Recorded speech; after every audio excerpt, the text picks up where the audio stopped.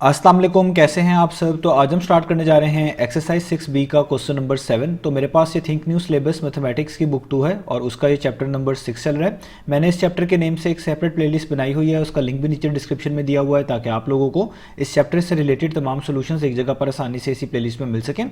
इसके अलावा आपको डिस्क्रिप्शन में मेरे सोशल अकाउंट्स के लिंक यानी मेरी फेसबुक प्रोफाइल, मेरे इंस्टाग्राम प्रोफाइल और मेरा ईमेल आईडी भी मिल जाएगा।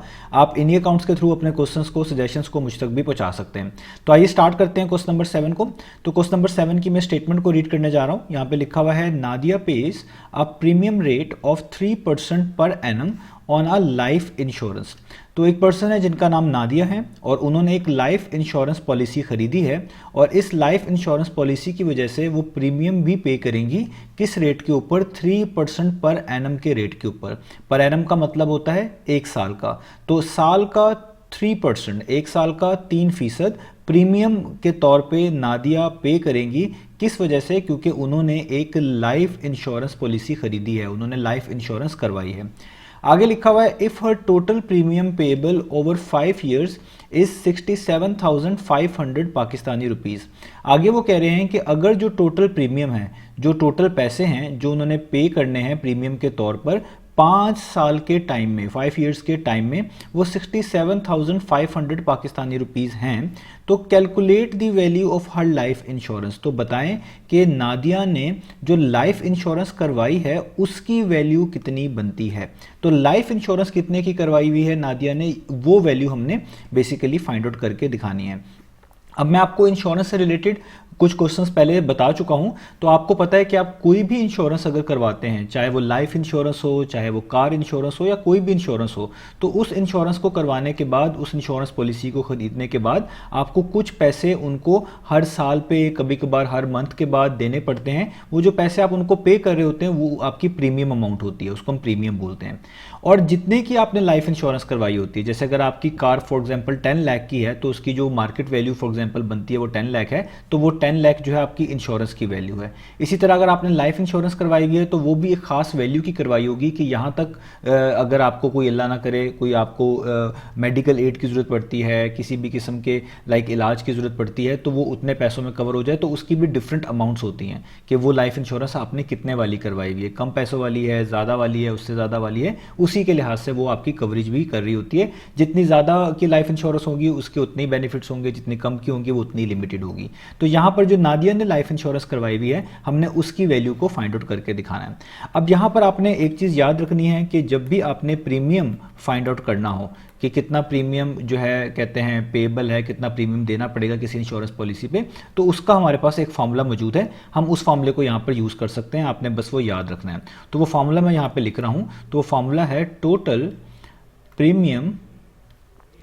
प्रीमियम पेएबल, यानी वो प्रीमियम जो आपको देना पड़ेगा किसी भी इंश्योरेंस पे, वो हमेशा इक्वल होता है इंश्योरेंस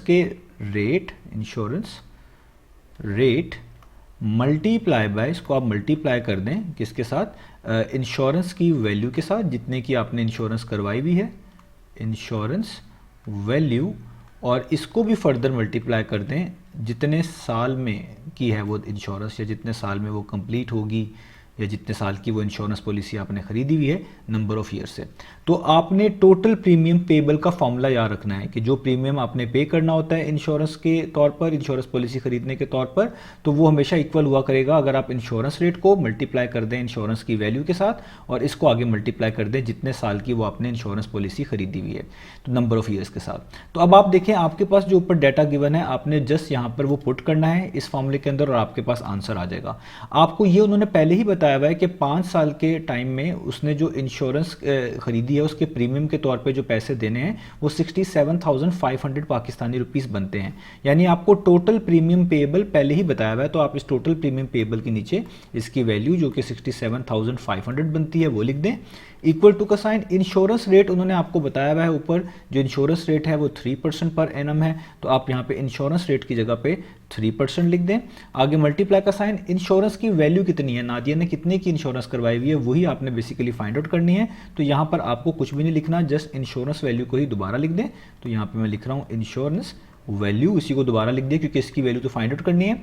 और कितने साल की ये एक तरह की इंश्योरेंस पॉलिसी है, ये इंश्योरेंस करवाई हुई है, ये एक तरह की है 5 ईयर्स की, 5 ईयर्स में उसने इतना प्रीमियम पे करना है, तो हम यहाँ पे यही मानेंगे कि 5 साल की ये कोई इंश्योरेंस पॉलिसी है। तो नंबर ऑफ ईयर्स की जगह पे आप क्या लिख दें, 5 लिख दें। अब जस्ट आपने इसको लाइक एन इक्वेशन सॉल्व करना है और आपके पास इंश्योरेंस वैल्यू आ जाएगी। तो यहाँ पे ये 67,500 को आप वैसे का वैसे लिख लें। आपको पता है 3% का क्या मतलब है, 3% का मतलब है 3 आउट ऑफ 100। परसेंटेज जब भी हमने सिंबल हटाते हैं तो इसको हटाने के बाद डिनोमिनेटर में 100 लिखते हैं। तो जब हम यहाँ पे परसेंटेज का सिंबल हटाएंगे तो इसकी जगह पर नीचे इस तरह लाइन लगाकर 100 लिखना पड़ेगा, क्योंकि परसेंटेज का मतलब ही होता है, परसेंटेज के खाली साइन का मतलब होता है 1 आउट ऑफ 100। तो जब भी परसेंटेज का साइन हटाते हैं तो इस तरह 1 आउट ऑफ 100 लिखते हैं, या आप यूँ भी कह सकते हैं जस्ट डिनोमिनेटर में 100 लिख देते हैं। तो 3% का मतलब इसलिए 3 आउट ऑफ 100 बना है, क्योंकि 3 इस वाले 1 से मल्टीप्लाई हो गया, 3 1 टाइम्स 3 और नीचे आ गया 100। सो 3% मीन्स 3 आउट ऑफ 100। आगे मल्टीप्लाई का साइन वैसे ही आएगा। इंश्योरेंस वाली वैल्यू को मैं एंड पे लिख देता हूँ ताकि आपको समझाना आसान हो जाए। आप इसको पहले या बाद में लिख सकते हैं। जब भी चीज़ें मल्टीप्लाई हो रही होती हैं उनको आप आगे पीछे इस तरह उनकी अरेंजमेंट चेंज करके लिख सकते हैं। और जो 5 है इसको मैं पहले लिख देता हूँ और आगे मल्टीप्लाई का साइन वैसे ही। ये तीनों ही चीज़ें मल्टीप्लाई हो रही हैं, आप इनमें से किसी को भी पहले या बाद में लिख सकते हैं। मैंने 5 को पहले इसलिए लिख दिया क्योंकि ये दो जो आपके पास यहाँ पर एक फ्रैक्शन है और एक नंबर है, इनको मल्टीप्लाई करना आपके लिए आसान हो जाएगा। और इंश्योरेंस वैल्यू तो हमने फाइंड आउट करना ही है, उसको मैंने एंड पे लिख दिया। अब आप यहाँ पर चीज़ों को फर्दर सॉल्व करें। अब देखिए यहाँ पे कैंसिलेशन होती है। ये 5 1 टाइम्स 5 होता है, 5 को आप 20 टाइम्स करेंगे तो आपके पास क्या आ जाएगा 100। तो यहाँ पे बच जाएगा 3 मल्टीप्लाई बाय 1। 3 मल्टीप्लाई बाय 1 3 ही होता है, आप यहाँ पे 3 ही लिखें, इस तरह की लाइन लगाएं। नीचे आपके पास 20 आ जाएगा और ये मल्टीप्लाई का साइन वैसे ही रहेगा। और यहाँ पे ये इंश्योरेंस वैल्यू वैसे की वैसे ही आप लिख दें, इंश्योरेंस वैल्यू। और यहाँ पर जो ये 67,500 है इसको भी आप वैसे का वैसे ही लिख दें, ठीक है।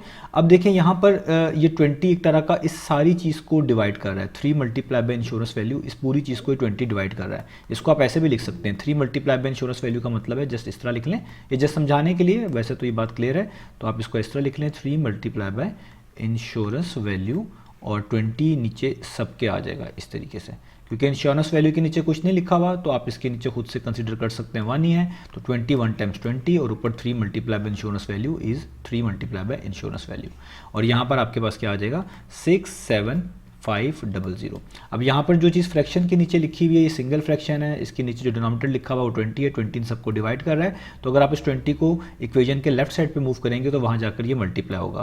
तो आप यहाँ पे लिखेंगे 67,500 मल्टीप्लाई बाय 20 और यहाँ पर आपके पास जस्ट रह जाएगा 3 मल्टीप्लाई बाय इंश्योरेंस वैल्यू, ठीक है। इसको आप शॉर्ट फॉर्म में भी लिख सकते हैं, अभी आपको समझाने के लिए मैं यहाँ पे ये पूरा वर्ड ही लिख रहा हूँ। अब यहाँ पर आप इसको मल्टीप्लाई करें तो 67,500 को हम मल्टीप्लाई करेंगे 20 से तो हमारे पास ये वाली वैल्यू आ जाएगी। इसको मैं यहाँ पर लिख दूँ, ये है 135 और 1 2 3 4 4 जीरोस हैं। तो 135 और उसके आगे 4 जीरोस हैं, 1 2 3 4 और यहाँ पे जस्ट आपके पास बचा हुआ है 3 मल्टीप्लाई बाय इंश्योरेंस वैल्यू, ठीक है। अब आप क्या कर सकते हैं, अब आपको इंश्योरेंस वैल्यू के बारे में बताना है, इस पूरी चीज़ की वैल्यू बतानी है तो 3 यहाँ से हटाना पड़ेगा। 3 इस पूरी चीज़ से मल्टीप्लाई हो रहा है, इस 3 को आप इक्वेशन के दूसरी तरफ मूव करेंगे तो वहाँ जाकर इस पूरी वैल्यू को वो डिवाइड करेगा। तो आप लिखेंगे 135 1 2 3 4 ये जीरोस डिवाइडेड बाय 3 और अब यहाँ पर सिर्फ आपके पास क्या बन जाएगा इंश्योरेंस वैल्यू जो कि आपने फाइंड आउट करके दिखानी है, ठीक है। तो अब यहाँ पर हम इसको डिवाइडेड बाय 3 कर देते हैं। तो यहाँ लिखा हुआ है यहाँ पे नंबर जस्ट डिवाइडेड बाय 3 करें तो आपके पास आ गया 4,50,000 पाकिस्तानी रुपीज़। तो आप यहाँ पे इसको पाकिस्तानी रुपीज़ में लिख दें तो ये बनता है 4,50,000 पाकिस्तानी रुपीज़, ठीक है। और ये आपकी इंश्योरेंस वैल्यू आ गई। तो इसका मतलब नादिया ने 4,50,000 पाकिस्तानी रुपीज़ की लाइफ इंश्योरेंस पॉलिसी ख़रीदी थी, लाइफ इंश्योरेंस करवाई थी। यही हमने फाइंड आउट करके दिखाना था।